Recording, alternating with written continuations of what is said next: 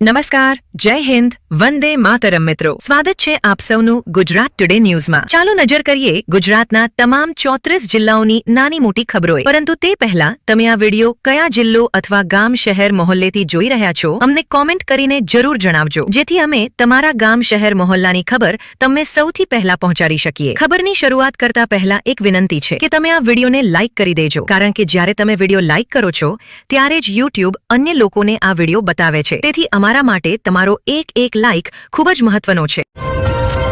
આજે સવારે અમદાવાદના વૈષ્ણોદેવી સર્કલ પાસે એક ભીષણ અકસ્માત થયો. હિંમતનગરથી રાજકોટ જઈ રહેલી એક એસટી બસ અને એક ફોર્ચ્યુનર કારની સામસામે ટક્કર થઈ. અકસ્માત બાદ ફોર્ચ્યુનર ડિવાઈડર ઓળંગીને બીજી રોડ પર જઈ પડી, જ્યારે એસટી બસ પણ બીજી રોડ પર ચડી ગઈ. આ અકસ્માતમાં ફોર્ચ્યુનરમાં સવાર એક યુવકનું મોત થયું, જ્યારે એક યુવતી સહિત 3 લોકો ઘાયલ થયા, જેમને સારવાર માટે હોસ્પિટલમાં ખસેડવામાં આવ્યા છે.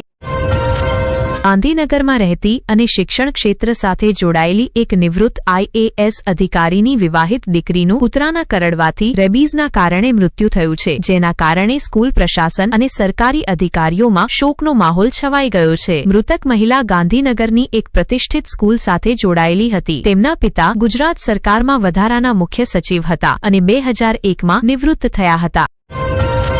અમદાવાદના એક શ્રદ્ધાળુએ શક્તિપીઠ અંબાજીમાં માતાજીના ચરણોમાં 500 ગ્રામ સોનું દાન કર્યું છે. બજાર મૂલ્ય અનુસાર આ સોનાનું અંદાજિત મૂલ્ય 72 લાખ રૂપિયા થાય છે. કોંગ્રેસનો આરોપ છે કે શિક્ષણ સંસ્થાઓ નશાની ચપેટમાં છે. રેલી દરમિયાન નેતાઓએ ગંભીર ચિંતા વ્યક્ત કરી હતી કે સુરત સહિત રાજ્યભરના કોલેજો અને શિક્ષણ પરિસરો હવે નશીલા પદાર્થોના તસ્કરો માટે સરળ નિશાન બની ગયા છે. વિદ્યાર્થીઓના ભવિષ્ય સાથે થઈ રહેલા આ ખેલને અટકાવવા માટે નશીલા પદાર્થો અને દારૂના અડ્ડાઓને તાત્કાલિક અસરથી બંધ કરવાની જોરદાર માંગ ઉઠાવવામાં આવી હતી. દિલ્હીથી બાગડોગરા જઈ રહેલી ઇન્ડિગોની એક ફ્લાઇટને ઉડાન દરમિયાન બોમ્બથી ઉડાવી દેવાની ધમકી મળી, જેના બાદ તેને લખનૌ ડાયવર્ટ કરવામાં આવી. વિમાને સવારે 9:17 લખનૌ એરપોર્ટ પર સુરક્ષિત ઇમરજન્સી લેન્ડિંગ કરી. આ ધમકી વિમાનના ટોયલેટમાં મળેલા એક ટિશ્યુ પેપર પર હાથથી લખેલી હતી. સુરક્ષા એજન્સીઓ મામલાની તપાસ કરી રહી છે. મોરબી LCB ટીમે હળવદ તાલુકાના જૂના દેવલિયા ગામમાંથી ભારે માત્રામાં વિદેશી દારૂ ઝડપ્યો છે. હાઈસ્કૂલ પાસે ઉભેલી એક સ્વિફ્ટ કારમાંથી દારૂની બોટલો મળી આવી. પોલીસને મળેલી માહિતીના આધારે LCB ટીમે સ્વિફ્ટ કારની તપાસ કરી અને તેમાં વિદેશી દારૂની 144 બોટલો જપ્ત કરી. આ દારૂની અંદાજિત કિંમત 1,58,400 રૂપિયા થાય છે. ભારત ચાબહાર બંદર પર પોતાની પ્રતિબદ્ધતા જાળવી રાખશે, જે અમેરિકી પ્રતિબંધોમાં છૂટછાટ સમાપ્ત થવા છતાં વ્યૂહાત્મક રીતે મહત્વપૂર્ણ છે. આ બંદર ભારતને અફઘાનિસ્તાન અને મધ્ય એશિયા સાથે જોડે છે, પાકિસ્તાનને બાયપાસ કરે છે અને ઇન્ટરનેશનલ નોર્થ સાઉથ ટ્રાન્સપોર્ટ કોરિડોરનો ભાગ છે. ભારત આ મુદ્દે અમેરિકી અધિકારીઓ સાથે ચર્ચા કરી રહ્યું છે, કારણ કે આ વિસ્તાર વેપાર અને કનેક્ટિવિટી માટે આવશ્યક છે. મુખ્યમંત્રી ભૂપેન્દ્ર પટેલે એક મહત્વપૂર્ણ નિર્ણય લીધો છે કે આ વસ્ત્ર નીતિ 2024નો લાભ હવે રાજ્યમાં નગરપાલિકા વિસ્તારની સીમામાં આવતા વસ્ત્ર પરિધાન અને તૈયાર વસ્ત્ર, સિલાઈ, કઢાઈ અને અન્ય પ્રવૃત્તિઓ સાથે સંકળાયેલી પ્રદૂષણ રહિત વસ્ત્ર નિર્માણ એકમોને પણ આપવામાં આવશે.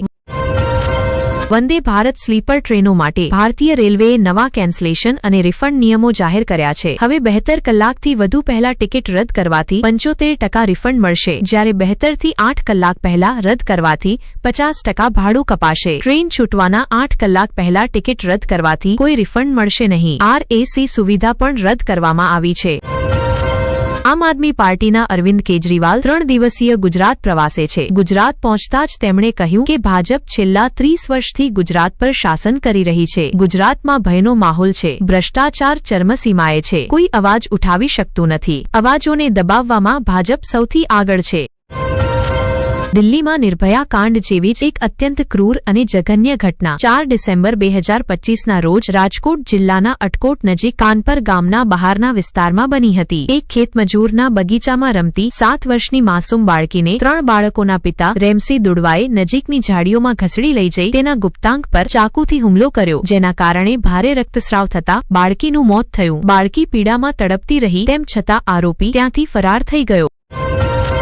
અમદાવાદના પૂર્વ વિસ્તારના રહેવાસીઓને જલ્દીથી લાંબા સમયથી ચાલી આવતી જળ નિકાસની સમસ્યામાંથી રાહત મળવાની છે. એએમસી એએસપી રિંગ રોડ પાસે એક ખુલ્લું પાર્ટી પ્લોટ બનાવવાની યોજના બનાવી છે. જો કે એક તરફ વિકાસ કામો ચાલી રહ્યા છે ત્યારે બીજી તરફ શહેરમાં જળજન્ય રોગો ફેલાવાની શક્યતા હોવા છતાં જળ નિકાસ પ્રણાલી દ્વારા પાણીના નમૂના લેવાની પ્રક્રિયામાં ઘટાડો નોંધાયો છે.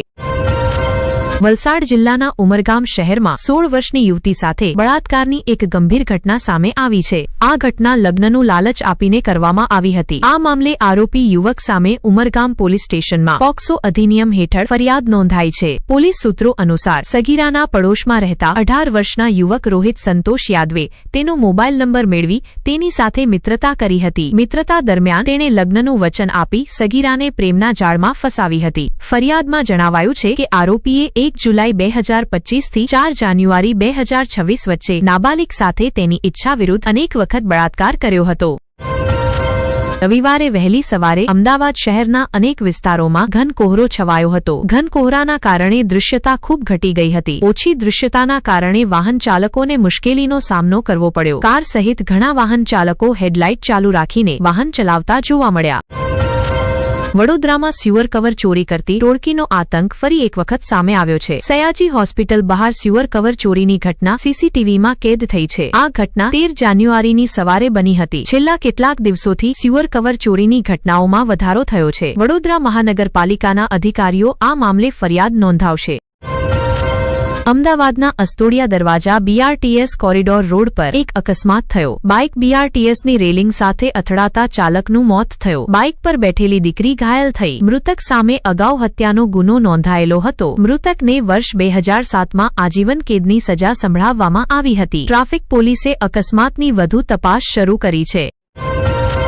ગુજરાત વિધાનસભાના બજેટ સત્રની તારીખ જાહેર કરી દેવામાં આવી છે. બજેટ સત્ર 16 ફેબ્રુઆરીથી શરૂ થશે અને 25 માર્ચ સુધી ચાલશે. આ સત્ર દરમિયાન 23 દિવસમાં 26 બેઠકો યોજાશે. વિધાનસભાની કાર્ય સલાહકાર સમિતિનું પુનર્ગઠન કરવામાં આવ્યું છે.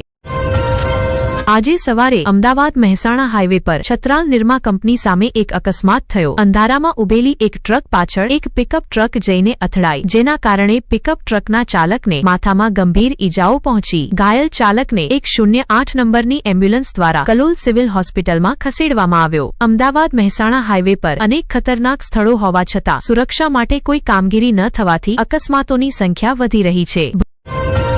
ભરૂચ તાલુકાના કાંઠારિયા નજીક આજે એક અકસ્માત થયો. એક ડમ્પરે રિક્ષા, કાર અને મોપેડને ટક્કર મારી, જેના કારણે આ અકસ્માત સર્જાયો. આ અકસ્માતમાં મોપેડ ચાલક અરુણ અરવિંદભાઈ રાઠોડનું ગંભીર ઈજાઓને કારણે મોત થયું, જ્યારે 5થી વધુ લોકો ઘાયલ થયા છે, જેમને તાત્કાલિક સારવાર માટે સિવિલ હોસ્પિટલમાં દાખલ કરવામાં આવ્યા છે. રાજકોટના જાણીતા વડાલિયા પરિવારને કરોડો રૂપિયાનું ચૂનો લગાવવામાં આવ્યો છે. ઊંચા વ્યાજના લાલચમાં કરોડો રૂપિયા ઠગાઈ કરવામાં આવી. સ્ટોન ક્રશરના વ્યવસાયમાં રોકાણ કરાવવાના બહાને 10 કરોડ 98 લાખ રૂપિયાની છેતરપિંડી કરવામાં આવી. વડાલિયા ભાઈઓને 12% રિટર્નનું લાલચ આપી કરોડો રૂપિયા લીધા હતા. ફાઇનાન્સર અમિત ભાનવાડિયા અને વિજય મકાડિયા સામે ફરિયાદ નોંધાઈ છે. ક્રાઇમ બ્રાન્ચે અમિત ભાનવાડિયાની ધરપકડ કરી છે, જ્યારે આરોપી વિજય મકાડિયા હજુ પોલીસની પકડથી દૂર છે.